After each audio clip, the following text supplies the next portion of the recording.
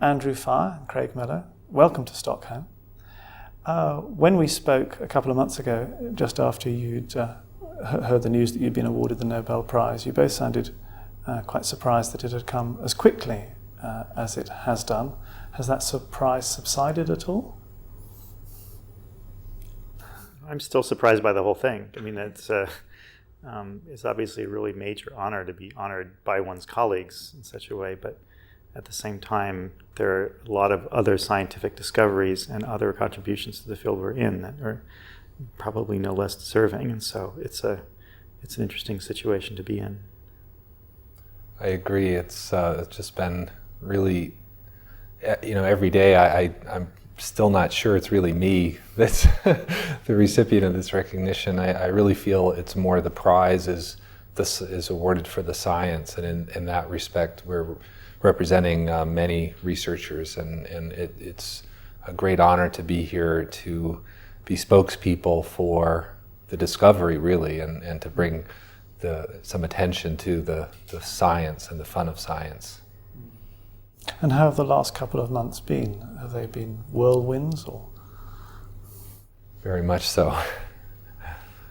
Yeah, I mean, we each have our scientific day-to-day lives, and intertwined with that has been a lot of interesting other things, and also planning a trip to Sweden.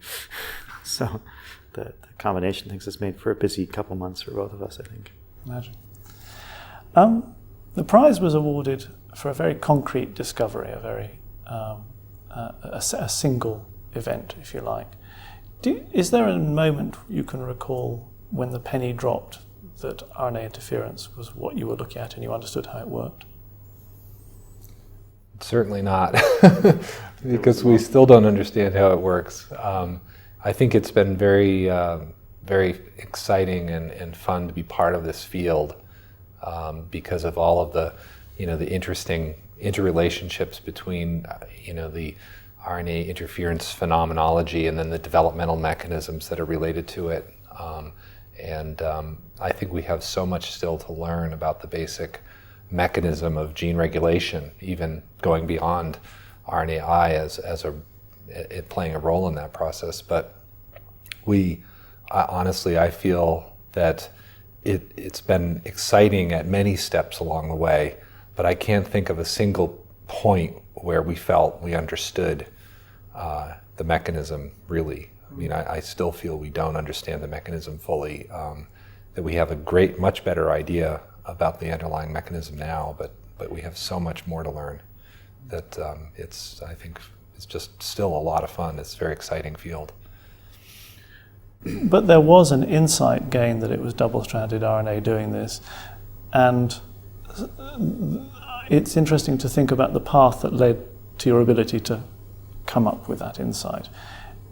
Would you put it down to the fact that the two of you came together, perhaps, to work on this problem? Certainly a major part of it. The other major part of it was that the groundwork that had already been laid in the puzzle primarily by other people. A major part of it was the people that worked with us that all had very significant contributions to it. It was really a matter of being in the right place at the right time.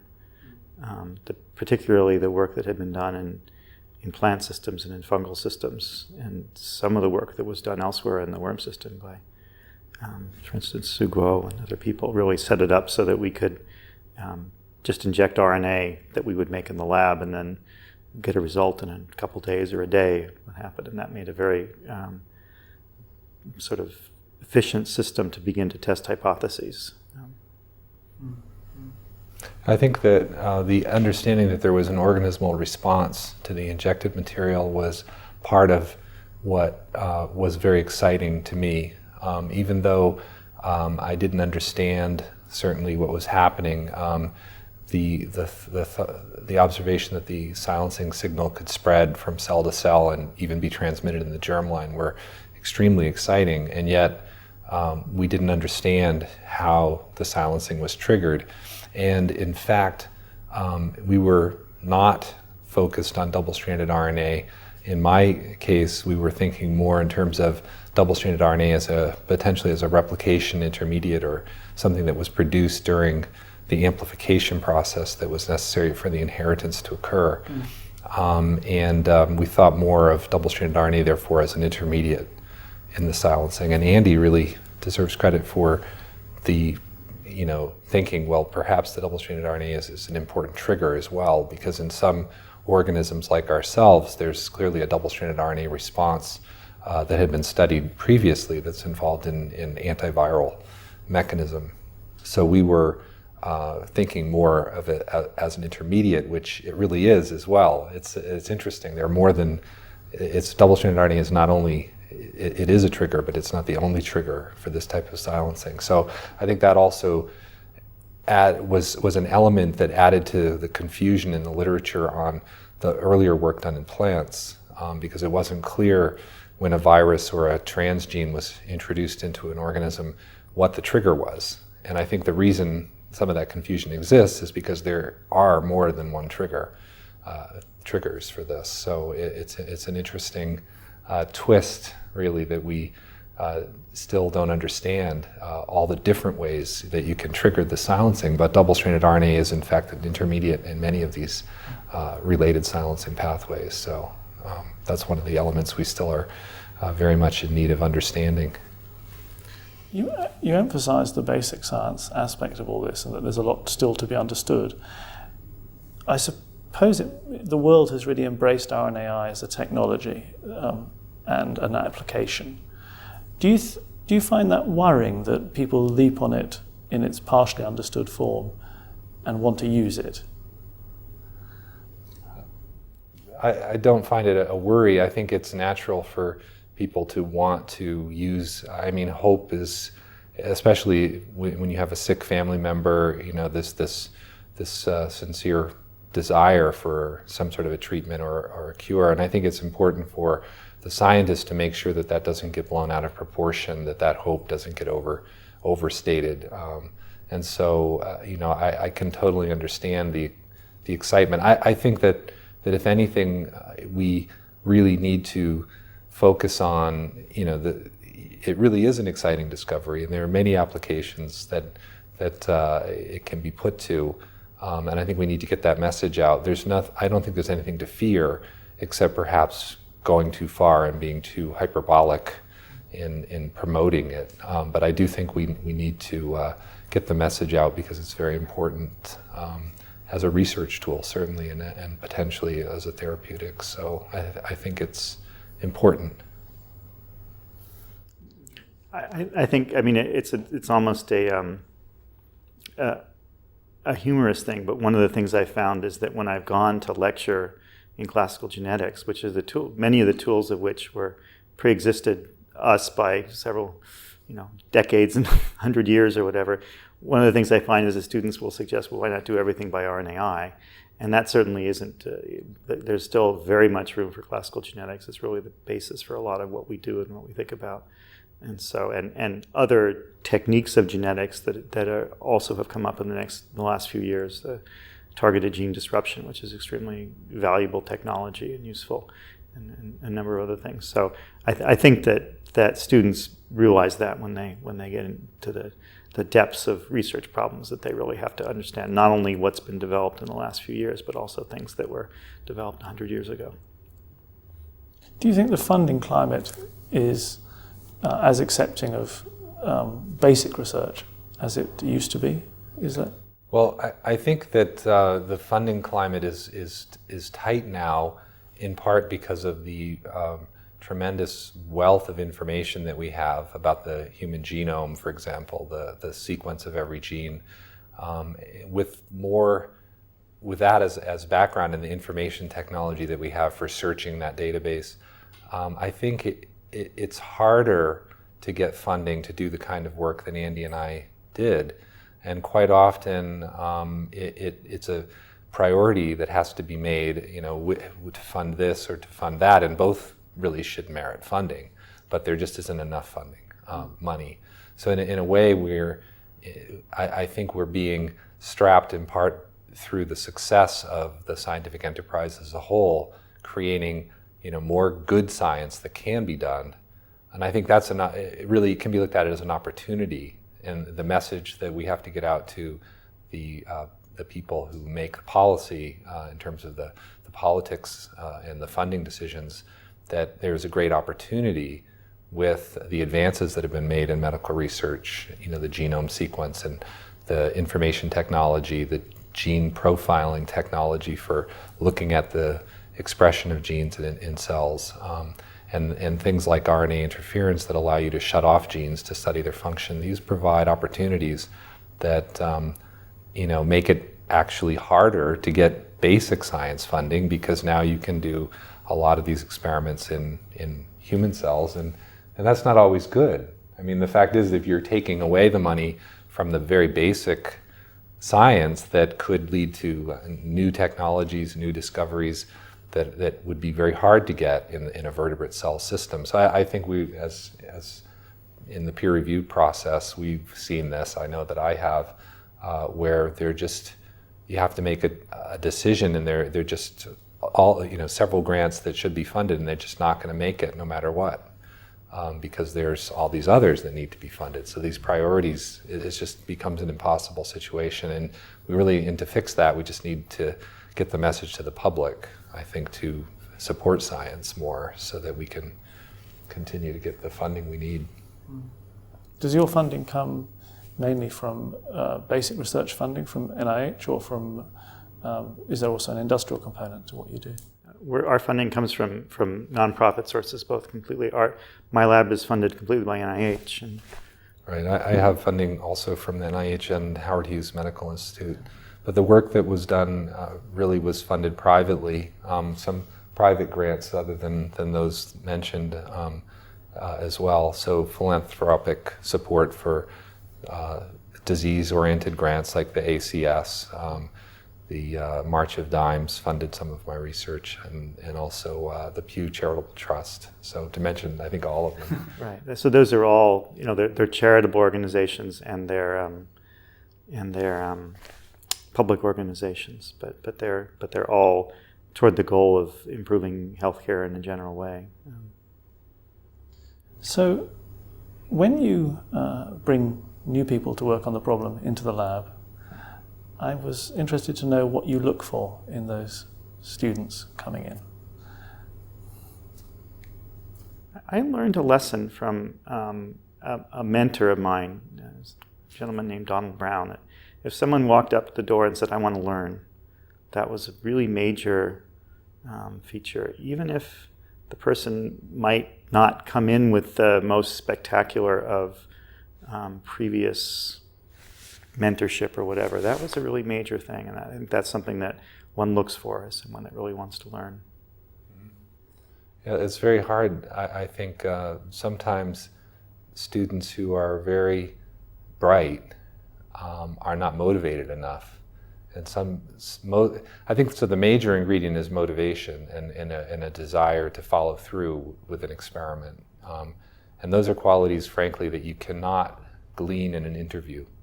So I think some of the best scientists struggle sometimes getting actually into the lab, because the interview process might weed them out, or they may not have the patience for it, or to go through it.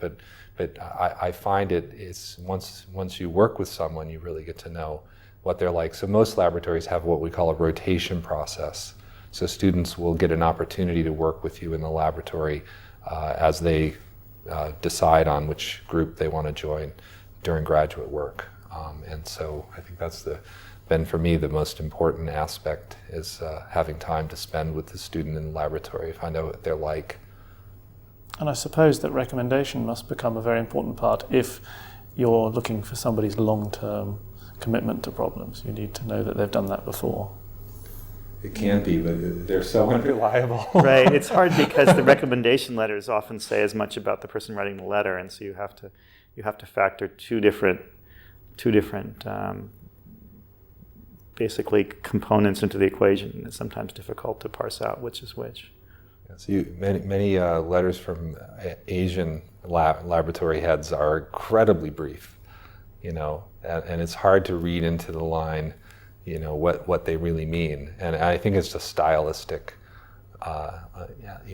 choice that they make not to overstate anything. And then sometimes in the US you get these letters that go on and on and on, and you don't know how much is genuine either. So it really, I think that there's no perfect way. I really feel that it's hard to tell in advance.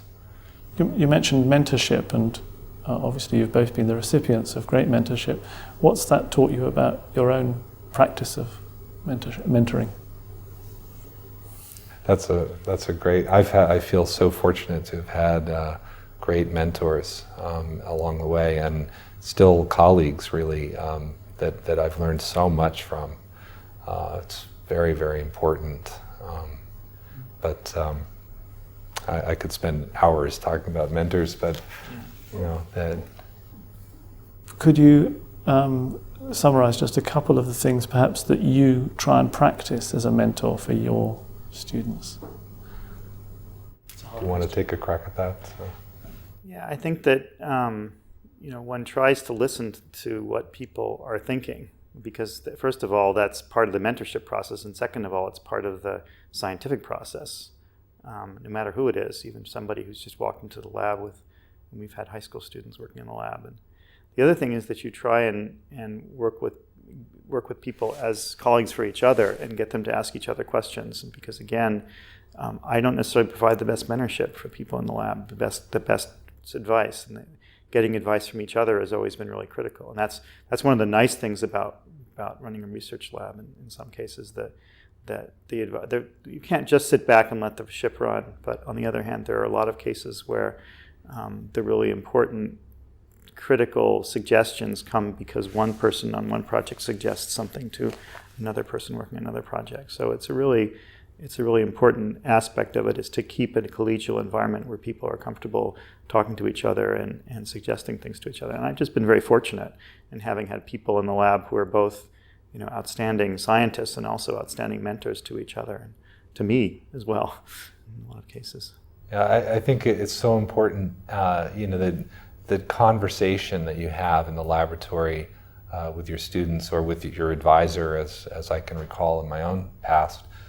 Those are so important as a way of learning and as a way of coming up with ideas. It's interesting because the two people walk into the room and the idea is not there. It's not always brought there by one individual.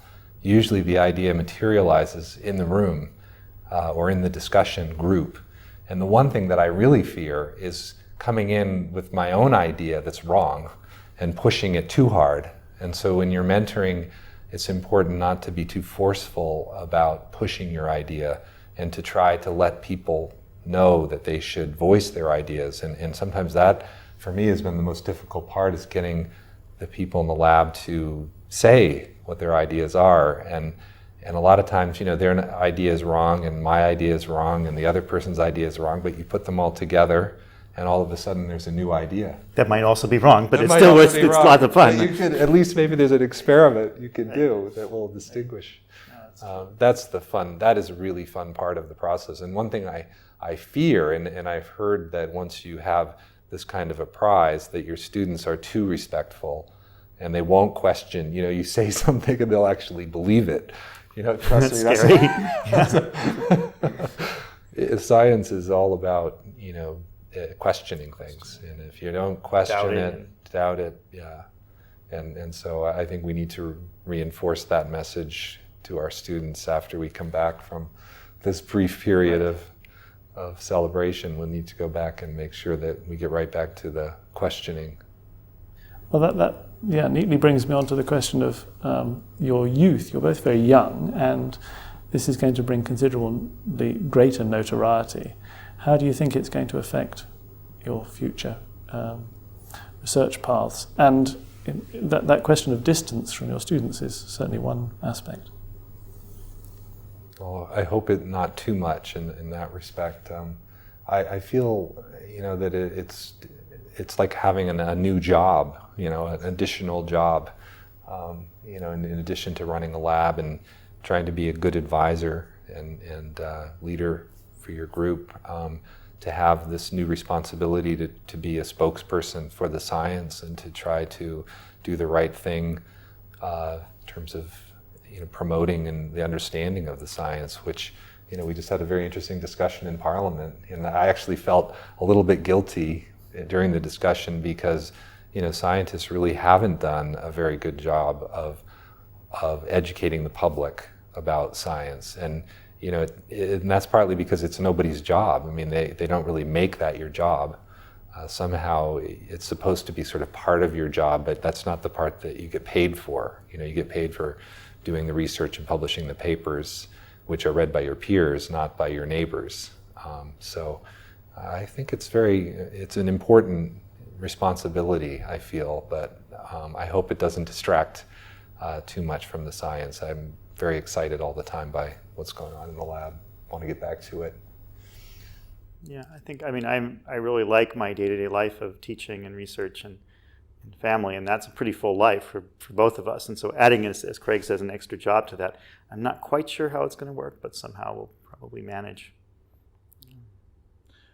When you talk about educating people about science, is there a particular target group you think of? Is there one group of people who you think need this more than any other?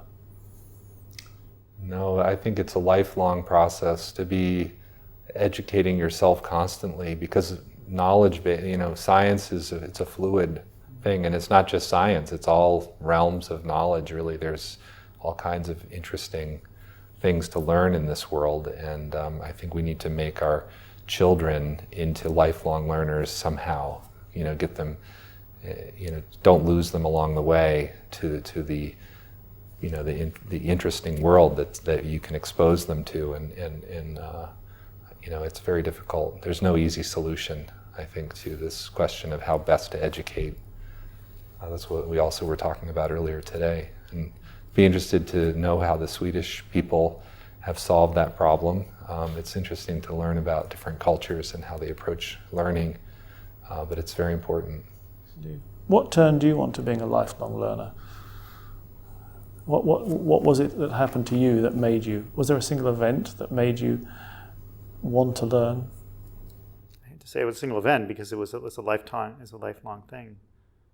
I think one thing that in terms of lifelong learning is that it's surprising how little you need to change a description of a piece of science between talking to the Nobel Assembly of the Karolinska Institute, which is one of the highest audiences in science, and people that are extremely knowledgeable about everything you're talking about, down to kindergarteners.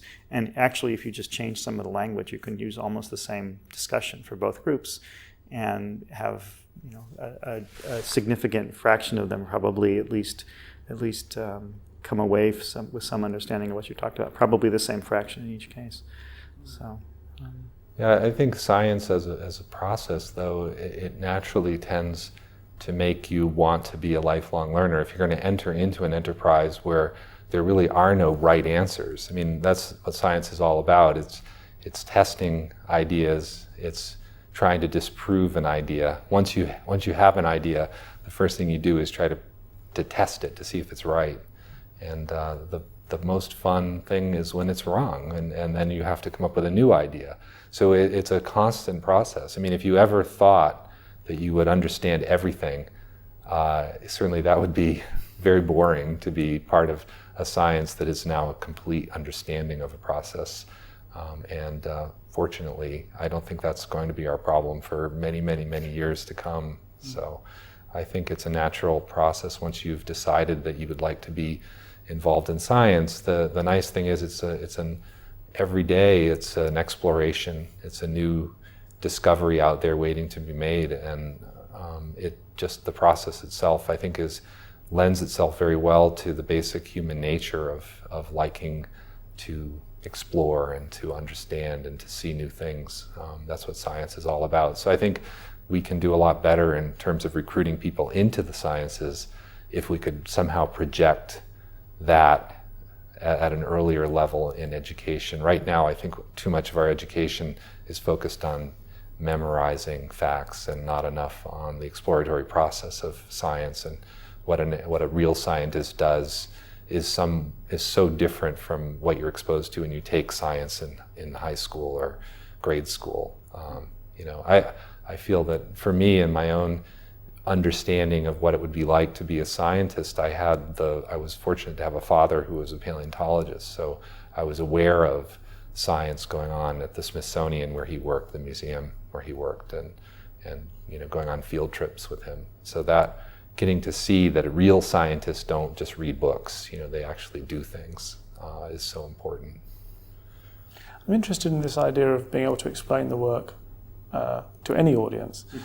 I think Ernest Rutherford said that you shouldn't be doing science if you couldn't explain it to your tobacconist, which is kind of an antiquated concept nowadays, perhaps, especially in the US. But your field doesn't lend itself immediately to simple explanations. There's a lot of jargon associated with it. So the fact that you feel that you can, with few alterations, explain it simply is a very encouraging message. I think it takes a little bit of time. One of the things that's challenging is to explain things in a very short time.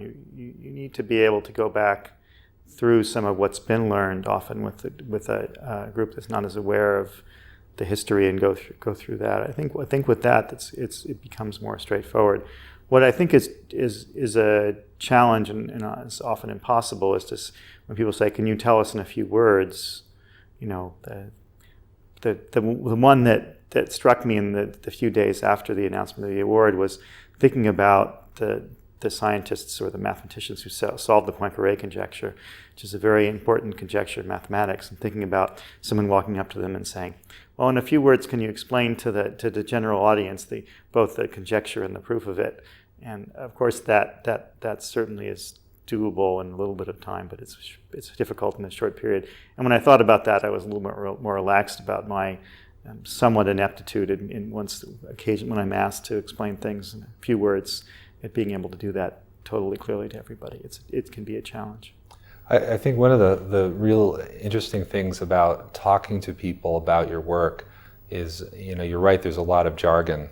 And a lot of times that's just very distracting. But, I find that sometimes children even ask the better questions because they just don't know what a word means, for example. And they say, well, what is DNA, or what is RNA? What is a protein? And you could then spend, hours and hours discussing what it is. And as long as the child or the adult continues to ask questions, you'll find this wonderful conversation that can go on for quite a while. And really, I think that I agree with Andy. It just takes time, and it takes the audience also being curious enough and not afraid of asking a question. I think most scientists are happy to spend some time, discussing their work. And quite often they wonder why no one asks a question. Well, they didn't understand something very early in the talk, and so they stopped really listening. And it's important to sort of raise your hand and say, but can you explain this one thing? And quite often that's a really good question. So the hard part is losing people, and it's a two-way thing. So conversations with a child can sometimes be even easier because you know how to track the conversation to keep them engaged. I suppose they lack the fear of asking the silly question, which science must suffer from a lot, that people feel excluded from it and therefore don't feel they feel they'd make themselves look silly if they asked a question. Yeah, there's very few really silly questions, and some of the very silly questions that you might ask a scientist, like how do we really know the world is flat, for instance, at some point in ancient history, that kind of question is valuable at some point. Terrifying because they reveal the fact that one can't explain it oneself. But yes. So one of the things we did this year for the first time was to invite some of the public to ask questions to you via the internet. And I'd like to, if I may, just pose a couple of those questions. So first of all, the specific one from Kerry Austin in Texas, who says, what application in genetics will offer the most effective use of RNA interference? I think there are probably lots of, in the field of genetics, there are probably many different applications. again, combined with the tools of both classical genetics and the sort of more modern set of technologies that don't necessarily involve RNA, like gene disruption. I think altogether they give us a really good toolbox. Not something that in 20 years we're going to say, you were doing that? These were the crude tools we had in 2006 to do experiments. And I think that they'll also improve over time. So I'm not sure there'll be one best application in research genetics. I think there'll be many applications, but they'll be combined with all the other tools. And we'll always be wanting better tools. Yeah, I think it's certainly it's speeding, I think, the use of vertebrate cells as genetic tools for studying the function of genes. And there's some really exciting technologies that have been developed that allow it to be applied fairly broadly in studying genes in cells in culture. So I think that's helping a lot. But by itself, it's just the first step. So I think it's being used primarily as an inexpensive but fairly rapid way of doing genetics, and really needs to be backed up ultimately with other kinds of genetic tools, such as real knockout cells and perhaps even animals to test these ideas long before you really understand what's happening. You have multiple lines of data or investigation that support your work. But RNA interference is an important tool, I think, for doing that first round of genetics where there are 20,000 genes and you want to know which ones are important in tumor or in some other disease. So you have to sort through a lot, and it's a quick way of doing that. Maybe a new way that would have been impossible earlier. So I think it's providing an important function there. There was a time when people were talking a lot about the need for standards for such experiments. Is that time past? Are they now widely accepted for the publication of RNA interference? No. I think there's still a need for standards.